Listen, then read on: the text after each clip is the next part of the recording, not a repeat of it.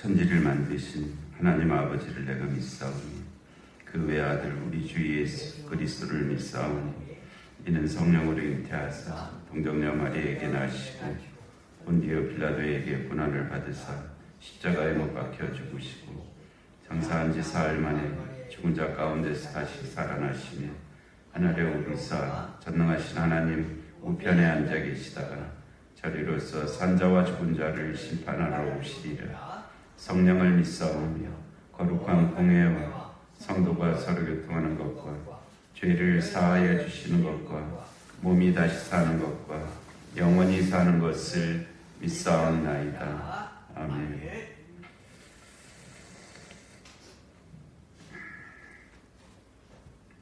(255장) 너희 죄 흉악하나 눈과 같이 희게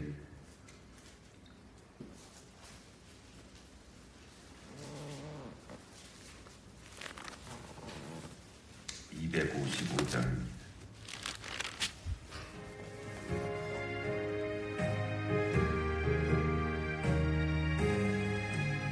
너희 죄 흉악하나 눈과 같이 희겠네. 너희 죄 흉악하나 눈과 같이 희겠네. 죄의 길이 흉악하나 이게 되리라. 주홍빛 같은 내 죄 주홍빛 같은 내 죄 눈과 같이 희겠네. 눈과 같이 희겠네. 악한 죄 벗으라고 주님 너를 부르네. 악한 죄 벗으라고 주님 너를 부르네. 하나님 크신 사랑 아니었소라. 악한 죄 벗으라고 악한 죄 벗으라고 주님 너를 부르네. 주님 너를 부르네.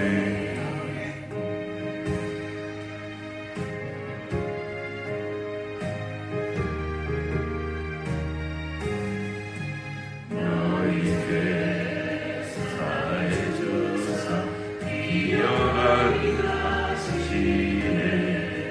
너희 죄 사해 주사 기억하게 하시네.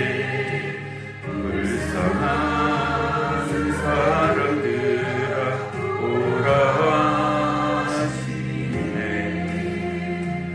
너희 죄 사해 주사 너희 죄 사해 주사 기억하니 하시네.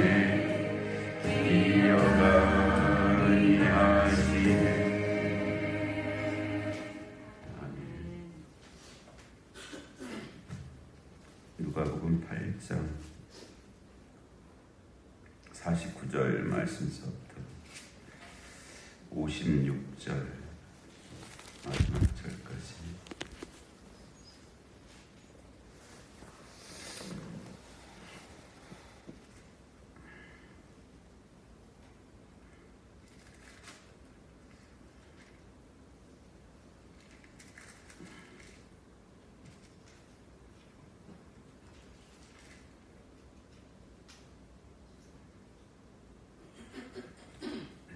누가복음 8장 49절을 한 절씩 교독하시겠습니다. 아직 말씀하실 때 회당장이 집에서 사람이 와서 말하되 당신의 딸이 죽었나이다. 선생님을 더 괴롭게 하지 마소서 하거늘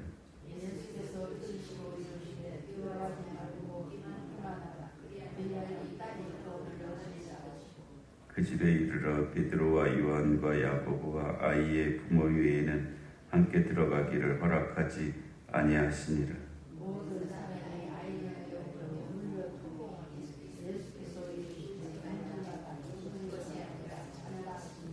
그들이 그 죽은 것을 아는 고로 비웃더라.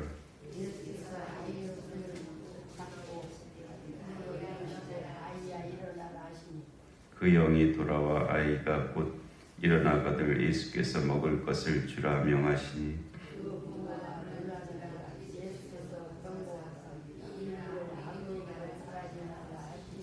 아멘.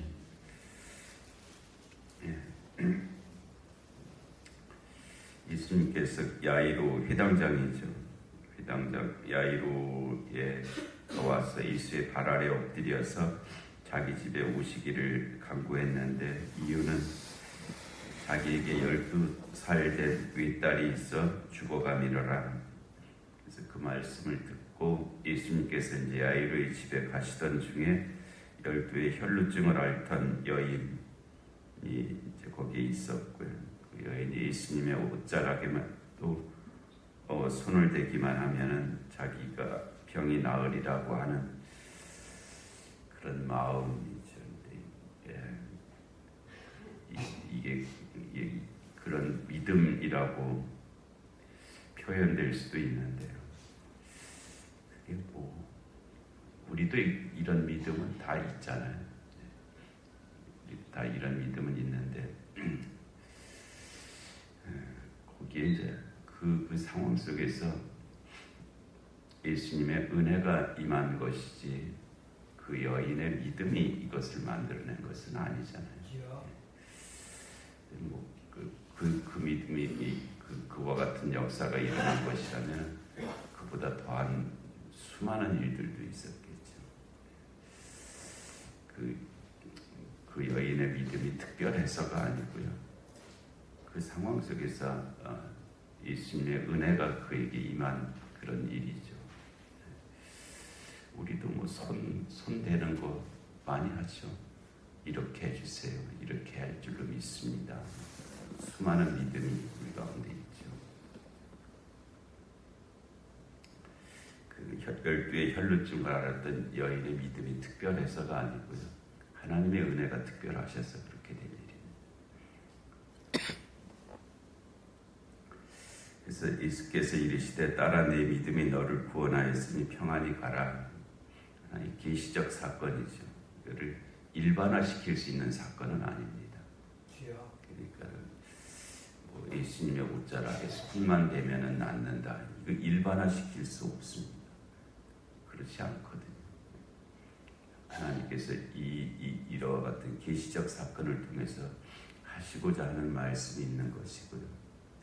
그 계시적 사건을 통해서 오늘 우리가 어떻게 살 건지를 말씀을 하시는 것이지 이게 무슨 뭐 부적이나 무슨 주문처럼 반드시 누구에게나 그렇게 된다.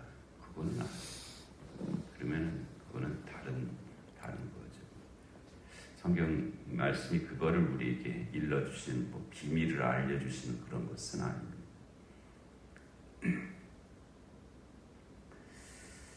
그와 같은 믿음을 갖고 살아야 된다고 하는 것을 우리에게 말씀해 주시는 그와 같은 믿음을 가지고 살아야 그와 같은 믿음이 너의 삶의 자리에 곳곳에 있어야 된다.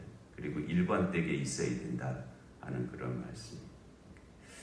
어느 한 자리에서만 그냥 믿습니다 하고 큰 소리 치고 나머지 자리에서는 전혀 믿음 없는 삶을 그렇게 살아서는 안 되고요. 조금이라도 믿음이 있으면 그 믿음이 삶에 그 사람이 살아있는 발자국마다 곳곳마다 따라다녀야 된다는 거죠.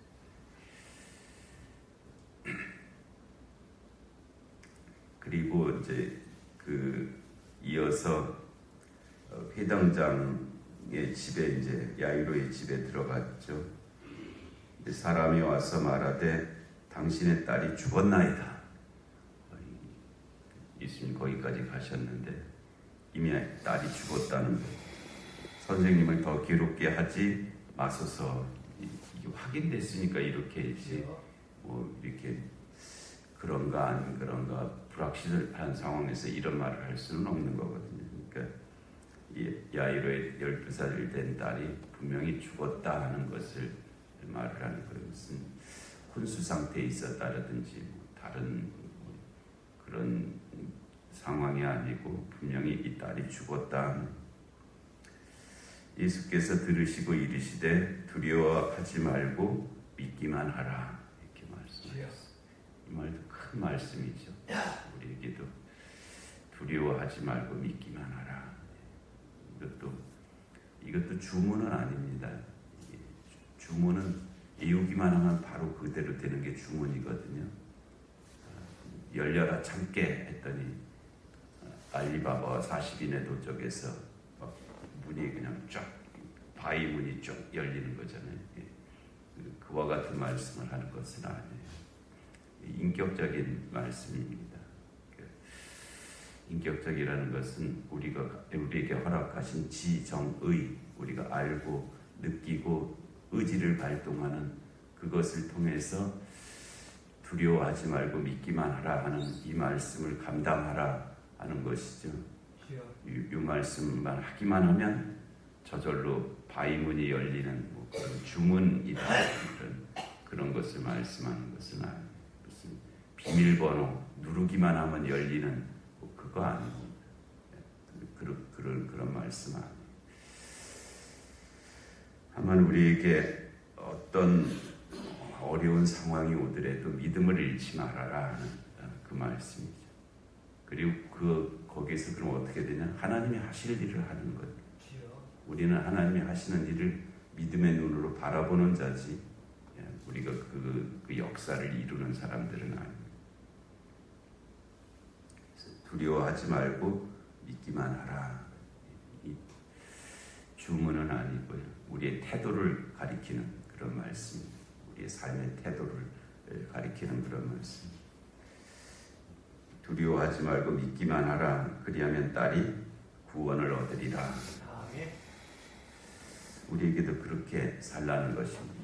우리는 믿는다고 하면서 조금만 어려운 일이 생기고 자기 마음에 안 드는 일이 생기면 안 믿습니다.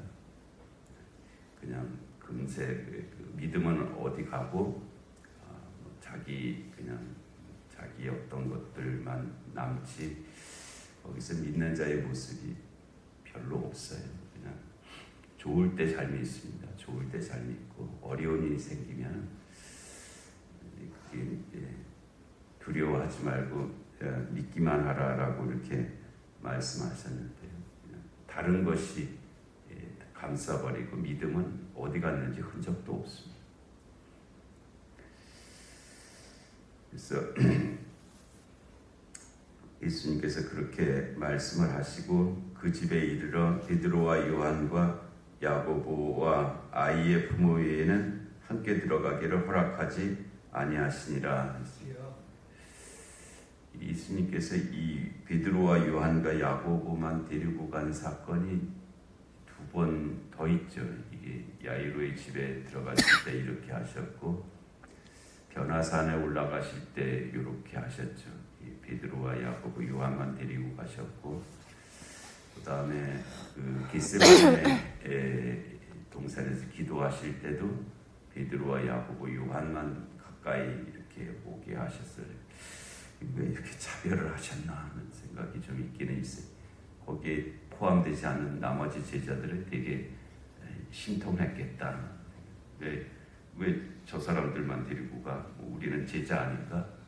이렇게 생각이 되었을 것 같아요. 베드로와 요한과 야고보가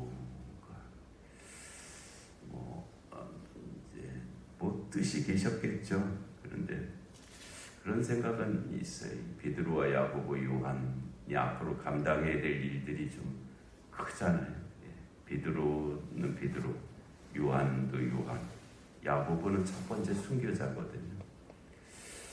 그래서 그들에게 뭔가 좀 더 특별한 어떤 것이 필요했겠다고 하시는 그런 생각은 있죠. 이들을 특별히 대우하신 것이 아니고 그 책임을 감당하는 데 있어서 필요한 일들을 이렇게 보여주신 것, 경험하게 하신 것, 체험하게 하신 그런 의미죠.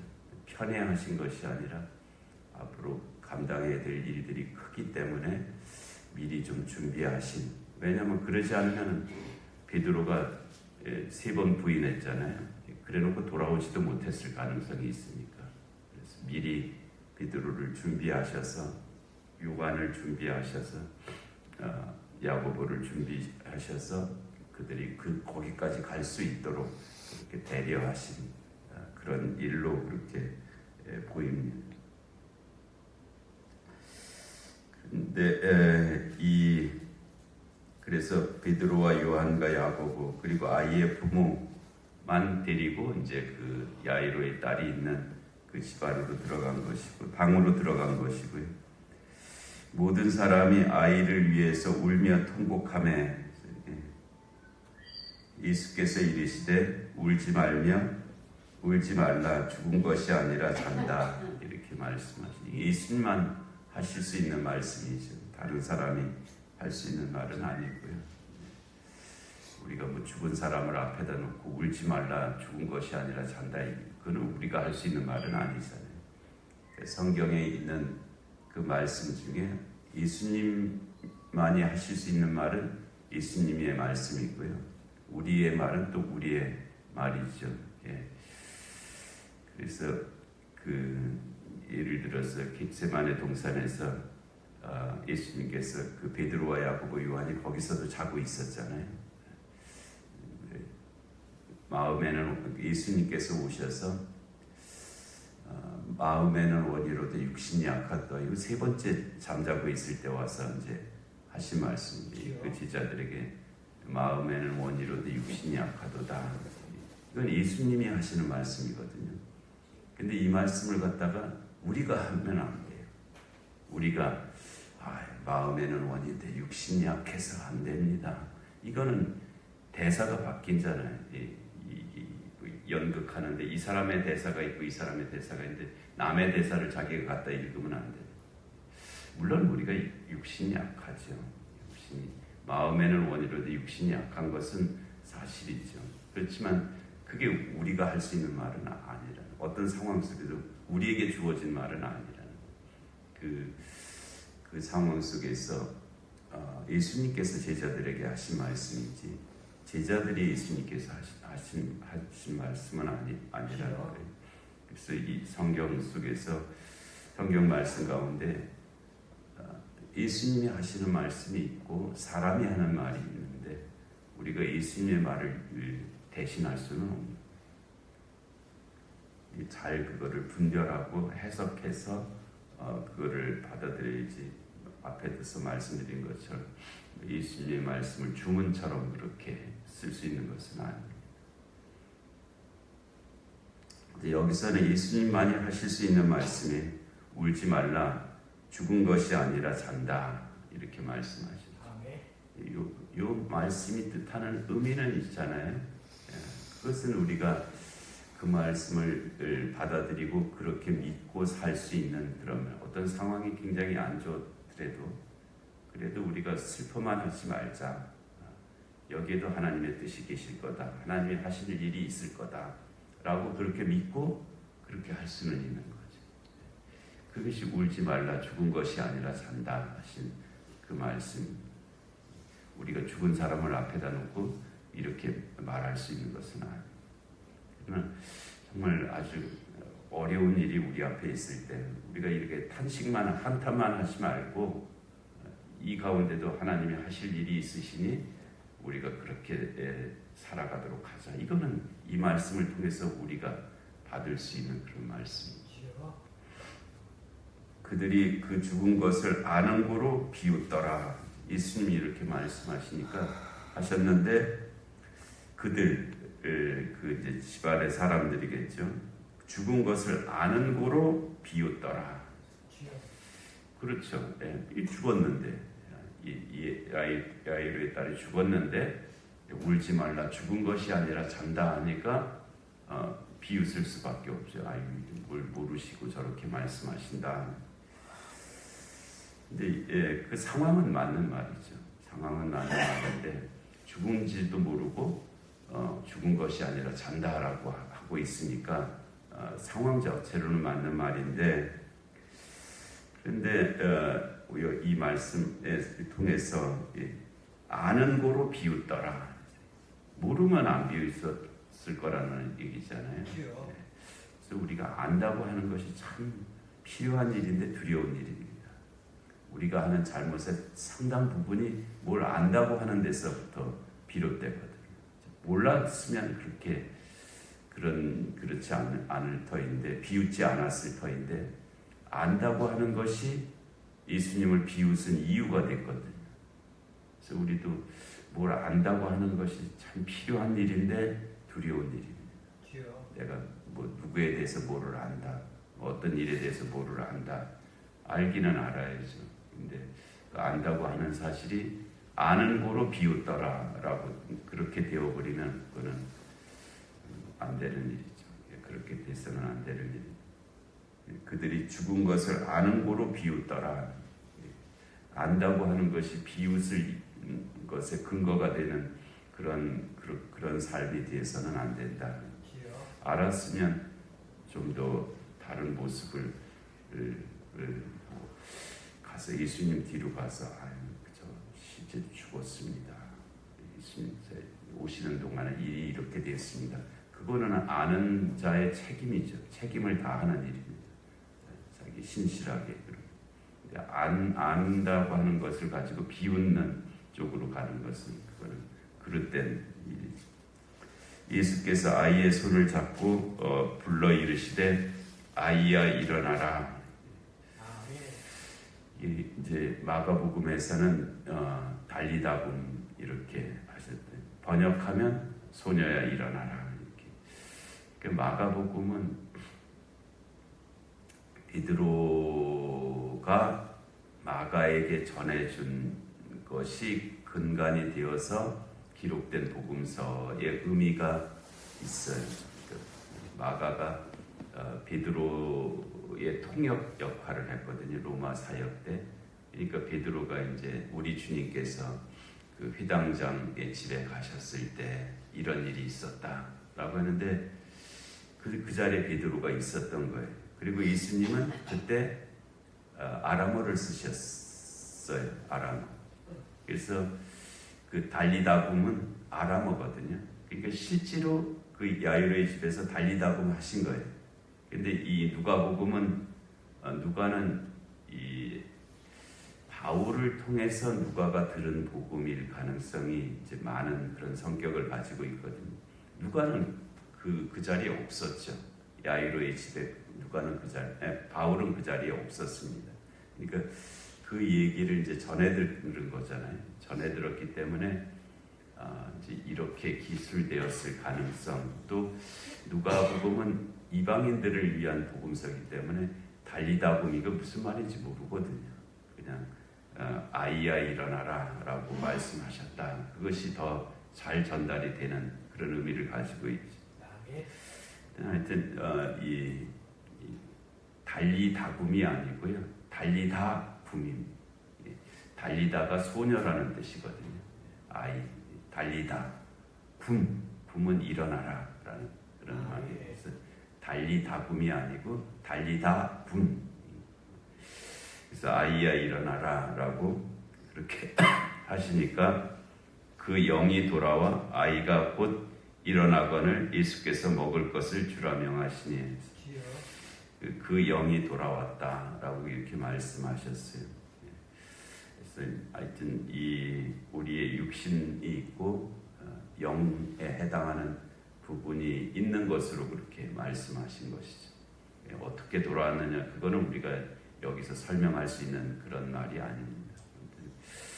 그 육신적으로 이 아이는 죽었는데 예수님의 소녀 아이야 일어나라고는 이 말씀의 권위를 통해서 그 영이 그에게 다시 돌아왔고 그래서 육신과 영이 다시 결합이 되니까 이제 살아난 거죠. 저 에스겔 골짜기에 마른 뼈들에게도 명령하니까 거기에 뭐 뼈들이 다 연결이 되고 뭐 살이 붙고 뭐 해서 큰 분대가 되었다고 하는 말씀처럼 그와 같은 역사가 이제 일어난 거예요. 그 영이 돌아와 아이가 곧 일어나거늘 예수께서 먹을 것을 주라 명하시니 이거는 이 아이가 분명히 살아났음을 보여주는 것입니다.